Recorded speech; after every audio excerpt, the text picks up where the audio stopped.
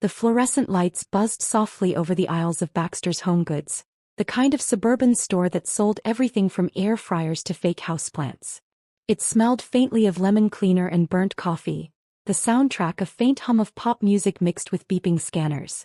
It was Saturday afternoon, the store packed with families pushing squeaky carts and tired cashiers trying to smile through it. Behind the service counter stood Chad Baxter, the store manager. Tall, stiff, with the posture of a man who'd decided that authority was a personality. He wore his badge like a sheriff's star. When the automatic doors slid open with a hiss, Isabella Rivera walked in. She was in her late 20s, wearing a gray hoodie, jeans and sneakers, hair tied in a loose bun, no makeup, a tired look that said she'd been up early. She carried a tablet under one arm and a cup of coffee in her hand. She looked like any other weekend shopper except for the quiet way she scanned the shelves. Eyes sharp, observing details, the kind of gaze that noticed everything. Chad saw her the moment she entered. He frowned. To him she looked out of place, too casual, too unbothered. He'd had issues before, as he liked to put it, with people who looked like they didn't belong. When Isabella paused in front of the electronics display, he made his move. "Ma'am," he said, approaching with a stiff smile that didn't reach his eyes, "can I help you find something?" She turned, polite but firm. "Just looking, thank you." Chad's eyes darted to her hoodie, then to the security cameras overhead. "We've had some situations recently," he said, lowering his voice as if confiding a secret. "If you're not planning to buy anything, I'll have to ask you to keep moving." Isabella blinked, confused. "Excuse me. This section is for electronics customers. We've had incidents. People touching the display units, trying to, well, you know." Her face hardened. "You're saying I can't look?" "I'm saying we like to keep things orderly," Chad replied, his tone dipping into that unmistakable condescension of someone enjoying his small slice of power. Other shoppers began to glance over. A mother with a stroller whispered something to her husband. A teenage cashier behind the counter pretended to adjust his scanner, clearly uncomfortable. Isabella sighed, trying to keep calm. "Look, I'm just browsing." "Is that a problem?" Chad crossed his arms. "Depends. If you're planning to buy something, I can assign an associate to assist you. Otherwise, I'd appreciate it if you'd stay out of the high-value section." Her jaw tightened. "You think I'm going to steal something?" He smiled thinly. "I didn't say that. But that's what you meant." He shrugged, the kind of shrug that said I can't say it out loud, but yes. At that moment, one of the younger employees, Maya, walked by and froze mid-step. She knew Isabella. Everyone at corporate did, or at least they should have. Isabella Rivera wasn't just any customer. She was the CEO of Riviera Retail Holdings, the quiet powerhouse company that had recently acquired the entire Baxter's Home Goods chain. Maya's eyes widened, panic flashing across her face. "Oh my God," she whispered, too low for Chad to hear. But Isabella raised a hand slightly, signaling her to stay quiet. Chad kept talking, blissfully unaware of the ticking time bomb of humiliation he was building for himself. "If you're just here to hang out, this isn't really that kind of store," he said, gesturing toward the exit. "We've got to keep an eye on loitering." "Loitering?" Isabella repeated slowly, her voice dangerously calm. "You're calling me a loiterer for looking at a coffee maker?" He glanced at her tablet. "Is that even yours? I'll need to see a receipt if you brought merchandise in from outside." Isabella stared at him, then let out a short, incredulous laugh. "You want a receipt for my tablet?" "Store policy," Chad said smugly. "We've had people swap tags before." By now, a small audience had gathered. A few employees were whispering behind the counter. A middle-aged woman shook her head in disapproval. Isabella exhaled slowly and said, "All right then. Call your district manager." Chad smirked. "I am the district manager today." Her lips twitched. "No, you're not." He frowned. "Excuse me. Your district manager is actually out sick," Isabella said, checking something on her tablet. "You're acting as manager because you're the only one who hasn't burned out yet. But that's not the same thing." His eyes narrowed. "How would you know that?" She looked him dead in the eye. "Because I approved the vacation request myself." Silence dropped like a hammer. For a full 3 seconds nobody breathed. Then Maya, unable to hold it in any longer, blurted out, "Chad, she's Ms. Rivera. She's the owner." Chad's face went pale. The what? The owner, Maya said again, her voice trembling with equal parts fear and satisfaction. She owns Baxter's. The entire chain. A heavy, sickly silence filled the store. The distant sound of a barcode scanner beeped once, awkwardly. Isabella slid her tablet onto the nearest counter and pulled up a document. Her name, her title, her signature across the acquisition deal that had closed just 2 months ago. Chad's mouth opened, then closed again like a fish out of water. I didn't. You didn't know, Isabella said, cutting him off softly. But that didn't stop you from assuming. His face flushed deep red. I was just following policy, ma'am. Policy? She echoed. Which one? The one that says you can humiliate customers based on how they look? Or the one where you profile women of color who shop alone? I didn't. You did, she said, her voice suddenly sharp. And the worst part? You thought you were being professional. The store was dead silent. Even the music seemed to fade. Chad tried to speak again, but Isabella raised her hand. Don't. Just, don't. She turned to the staff gathered nearby. Everyone take a 5-minute break. Except you, Maya. Come with me. Maya nodded quickly, following Isabella toward the back office. Chad stood frozen, the reality of what had just happened crashing over him like cold water. Shoppers began whispering, pulling out phones. A teenage boy muttered, "Dude, that's the boss?" Chad's stomach churned. He felt the weight of every eye in the room. And Isabella? He didn't look back. Her stride was calm, steady, like a storm that had already decided exactly where it would strike next. The back office of Baxter's Home Goods was cramped but functional. A small desk, a filing cabinet, and a whiteboard listing employee schedules. The fluorescent lights flickered faintly, adding an almost cinematic tension to the space. Maya trailed behind Isabella nervously, clutching her notepad as though it could somehow shield her from what was about to happen. All right, Isabella said, leaning against the edge of the desk. Let's get something straight before anyone else sees this circus. Maya swallowed hard. Yes, Ms. Rivera. First, Isabella continued, her eyes narrowing, I came here today not to shop, not to inspect, but because I wanted to see firsthand how my stores were being run. And I wasn't disappointed, just surprised. Maya blinked, unsure if surprised was a good thing or a bad thing. Isabella didn't clarify, letting the weight of her words hang in the air. Chad, meanwhile, stood at the doorway like a deer caught in headlights.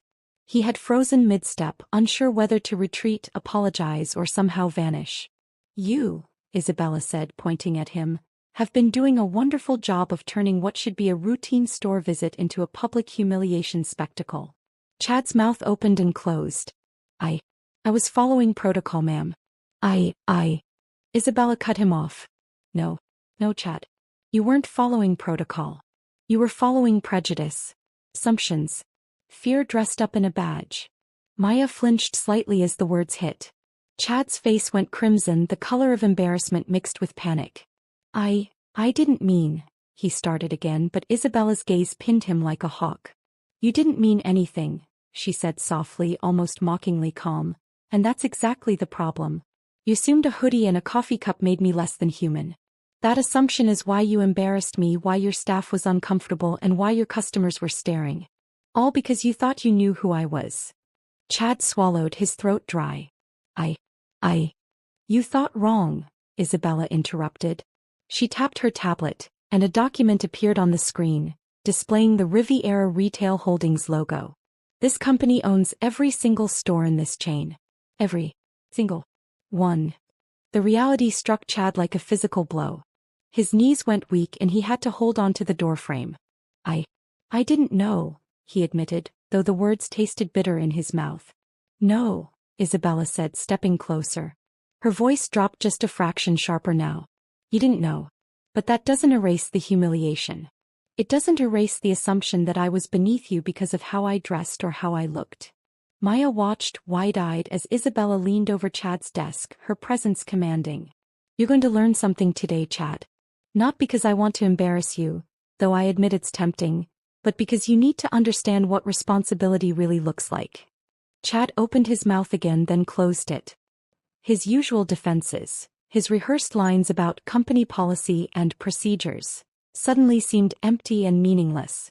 Isabella took a deep breath and let it out slowly, almost theatrically.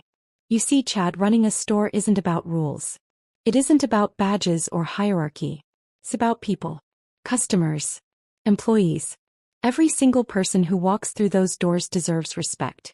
Not because they can buy something, not because they fit into some convenient stereotype, but because they are human beings. He nodded, though sheepishly. Yes, ma'am. Yes, ma'am doesn't cut it anymore, Isabella said sharply. We're going to fix this. I'm going to personally make sure you understand why today was a problem. Starting with training. Starting with humility. Starting with awareness. Chad's stomach sank further. He realized for the first time in years that he was not in control. Not of the situation, not of the narrative, not of his own ego. And, Isabella continued, her tone softening slightly, I hope you understand that what you did, this humiliation, is something your staff noticed. It reflects on you. On your store. On the company. And now it reflects on me. Maya glanced nervously between the two of them. Ms. Rivera, should I call HR? Isabella shook her head. No, Maya. I'm handling this personally. HR paperwork can wait.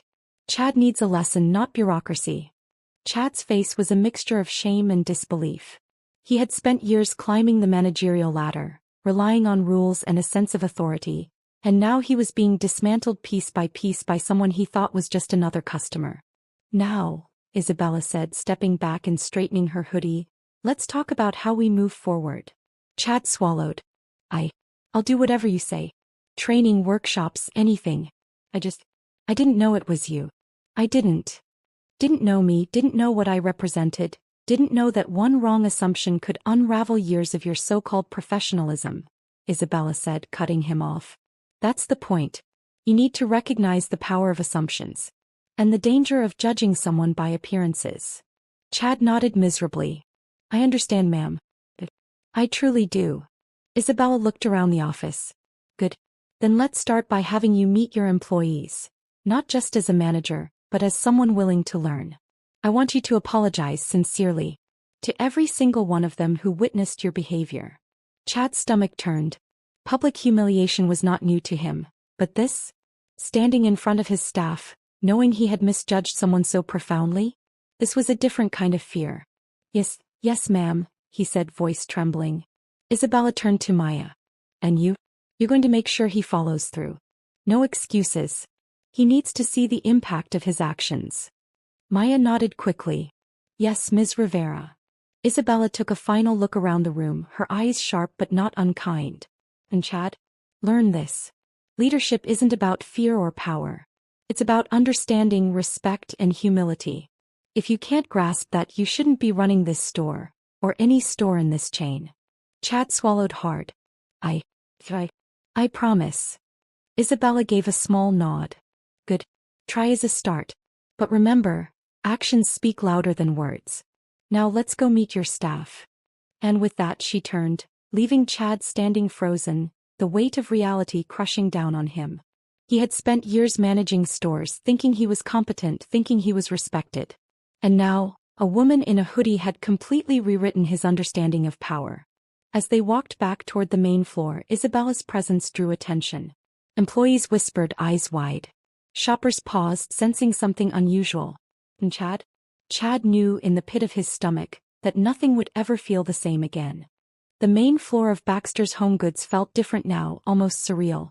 The hum of fluorescent lights and the distant beeping of scanners were still there, but a new tension hung in the air, palpable enough that even casual shoppers noticed. Employees glanced nervously at each other, unsure if what they were witnessing was a confrontation or a lesson in progress. Chad's legs felt like lead as he followed Isabella. Every step toward the staff felt heavier than the last. He had always believed authority came from position and rules. Now authority had taken on an entirely different form, one that intimidated and humbled him simultaneously. Everyone, Isabella called out, her voice calm but carrying the weight of command. Can I have your attention for a moment? The chatter in the aisles stopped instantly. Employees turned, some holding merchandise, others just staring. A few shoppers paused, intrigued by the gathering. Chad felt all eyes land on him, the uncomfortable kind of scrutiny that doesn't just see you, it dissects you. Isabella's gaze swept across the group, then landed on Chad. "This man," she said, pointing, "is your manager. Or at least he thinks he is." A few chuckles rippled through the group, but Isabella's sharp look silenced them. Today he made a mistake. A big one. And that mistake affects everyone in this room. Not just him, not just me, but all of you. Chad felt his stomach twist. I want to apologize," he began, voice wavering. "Sincerely," Isabella added, cutting through the uncertainty. "No excuses. No justifications." Chad nodded, swallowing hard. I'm sorry. I humiliated a customer today. I assumed things about her based on how she looked. I assumed things based on her clothing. That was wrong. And I want to apologize to anyone who witnessed it, especially my staff, because my actions reflected poorly on all of you." Murmurs of approval came from a few employees, though some still looked skeptical. Chad cleared his throat, his voice steadier now. "I will do better. I will learn. I'll follow the training you assign me. I'll listen, and I'll try to respect every customer, every employee, and every person who walks through these doors from now on." You will do more than try," Isabella interrupted, her tone calm but unyielding. "You will act. Words mean nothing without action. Starting today, I will personally oversee how this store is run, including your interactions with employees and customers. You will implement the training, you will apologize to every staff member individually, and you will demonstrate that respect is not optional, it is mandatory." Chad's face burned. He realized he had underestimated her entirely. This wasn't just a personal confrontation. It was a complete restructuring of his understanding of leadership and responsibility. Isabella's eyes softened just slightly. "And to everyone else here, let this be clear. This store and every store in this chain belongs to all of you, not just managers, not just corporate, not just me. Respect is the baseline. Mistreatment of anyone for any reason will not be tolerated. Not ever." The employees exchanged glances. Some nodded slowly, others whispered quietly to each other. It was clear that the balance of power had shifted, not because Isabella was intimidating, though she was, but because she had authority that no one could contest, the authority of ownership combined with moral clarity. Maya, still holding her notepad, stepped forward. "Chad," she said quietly, "maybe start by apologizing to everyone individually. It'll show you mean it." Chad's throat tightened. He had spent his career avoiding vulnerability, avoiding embarrassment. But now, under Isabella's gaze, he had no choice. One by one he approached his staff, mumbling apologies that grew more confident with each person he spoke to. "I'm sorry for today. I misjudged and I won't let it happen again. I wasn't fair and I humiliated someone. I'll do better." By the time he finished, the room was quieter, but the tension had transformed into something new. Respect, tentative but real. Employees began returning to their tasks, a little more carefully, a little more mindful. Chad felt the weight of the lesson settle in his chest. It wasn't pleasant, but it was necessary. Isabella turned her attention back to him. "Chad, there's one more thing." He braced himself. "You assumed power based on position, not on respect," she said. "And that almost destroyed your credibility. But credibility isn't destroyed by mistakes. It's destroyed by the refusal to learn from them. Today you've taken the first step. But don't let it be the last." Chad nodded, swallowing hard. "Yes, ma'am. I understand." She smiled faintly, just enough to let him know she believed he could change. "Good. Now we're going to do a full review of store policies, training, and customer interaction procedures. You will attend every session and you will engage. And yes, I will be involved. Consider this a personal priority." Chad felt the gravity of it. For the first time in years, someone had taken real control. Not by threatening him, not by intimidating him, but by reminding him of something he had long forgotten. Respect, accountability, and humility were far more powerful than titles or uniforms. "Thank you, Ms. Rivera," he said quietly. "You're welcome," she replied, her tone firm. "Now let's get back to work. There's a store to run." As she walked back toward the aisles, employees couldn't help but watch. A few whispered to each other, "She owns this place? That's insane." Others simply shook their heads in quiet admiration. Even Chad had to admit begrudgingly that she carried herself with a grace and authority he had never seen before, and it was disarming in the best possible way. By the end of the day, word had spread. Shoppers whispered about the powerful woman in the hoodie. The staff talked quietly about her lessons in humility and Chad, while Chad spent hours reflecting on the mistakes he'd made, vowing silently that they would never happen again. For Isabella it was just another routine visit. But for everyone else it was a lesson in respect, accountability and the real meaning of power. Not assuming it, not taking it, but earning it through how you treat others. And Chad? He would never forget the Latina woman in the hoodie who walked into his store, sat through his assumptions and left him, and the entire staff, forever changed. Because she wasn't just a customer. She was the owner. She was authority. He was power. And she had taught him and everyone watching that humility and respect mattered more than titles or badges ever could. The next day, Chad drafted a company-wide memo outlining new staff training protocols. He included a personal note. We are all accountable for our actions. Assumptions have consequences. Respect is non-negotiable. And somewhere in her office miles away, Isabella smiled quietly, already planning her next visit. The lesson had been delivered. The change had begun. And Chad? Chad had finally learned what it meant to truly lead.